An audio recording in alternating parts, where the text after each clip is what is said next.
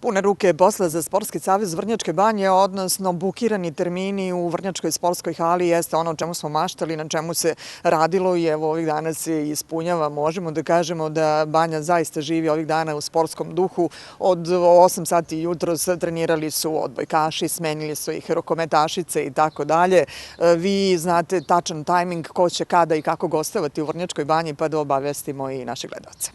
Pa upravo tako kao što smo i najavljivali, Vrnjačka Banja na čelu sa njenim rukovodstvom u zadnjih godinu dana je napravila jedan snažan iskorak u razvoju tog sportskog turizma. Ne bih želeo sada mnogo da širim priču. Naši sugrađani, vaši gledalci jako dobro su upoznati šta je to sve urađeno od sportske infrastrukture i šta je to što će se završiti u ovoj godini i u narednoj 2017. godini. Trenutno nam je tu na mirnim pripremama seniorska rukometna ženska reprezentacija koja je, slobodno mogu reći, napravila mali podvig u kvalifikacijama za evropsko prvenstvo. Pobedile su Čehinje u Češkoj sa 5 razlike. Inače,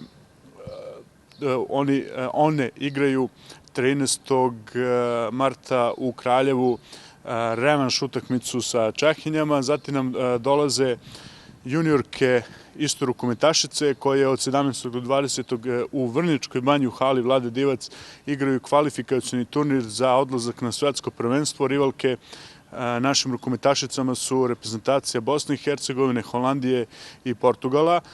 Ta priča sa rukometom je dobila jedan jako lep epilog. Ja sam baš jutros razgovarao sa stručnim štabom ženske naše seniorske reprezentacije koji su sa oduševljenjem prihvatili dogovor koji je postignut između predsednika opštine gospodina Bobana Đurovića i rukovodstva Rukometnog saveza Srbije. To je Vrnjačka Banja sada i zvanično postaje trenažni nacionalni centar Rukometnog saveza Srbije.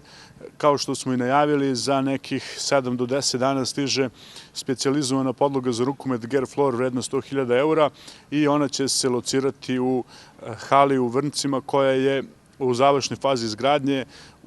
Kao medijator celog projekta naravno stoje naši prijatelji iz Ministarstva omladine i sporta.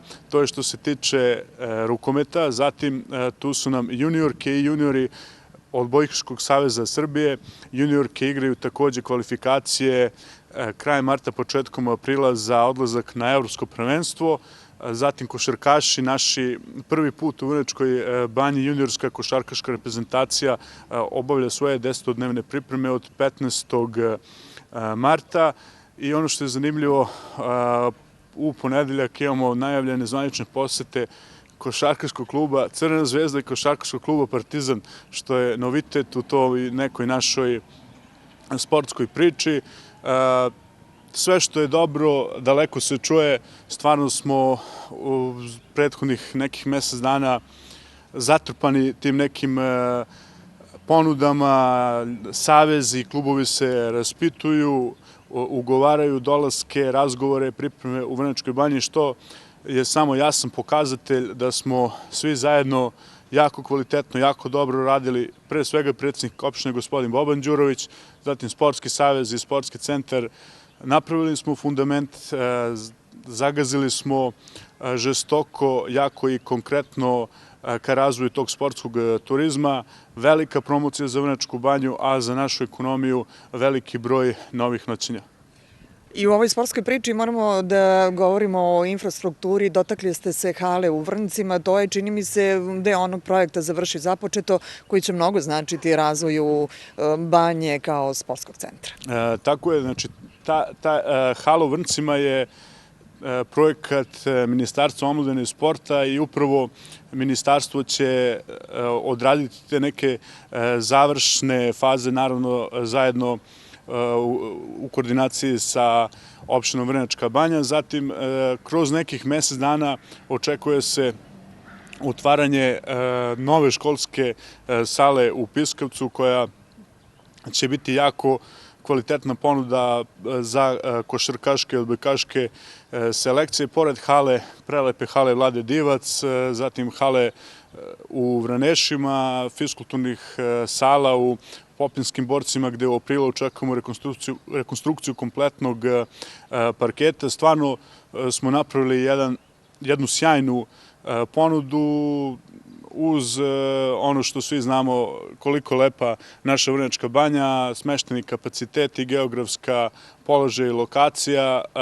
Upotpunili smo jednu ponudu koja, slobodno mogu reći, je nekonkurentna u našoj zemlji. Polako od Zlatibora uzimamo taj neki pijedestal kada je u pitanju sportski turizam. Naravno imamo tu i strane ekipe. Kroz 7-8 dana dolazi košarkaška ekipa iz Geteborga.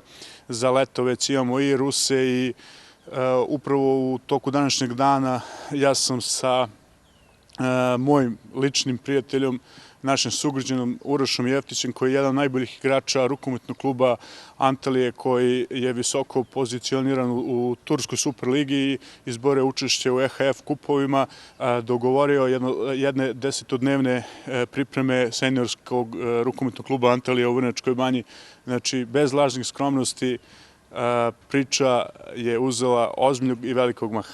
Inače, za vrnjačku publiku, odnosno publiku iz užeg i šireg komšiluka, tek sledi poslastica.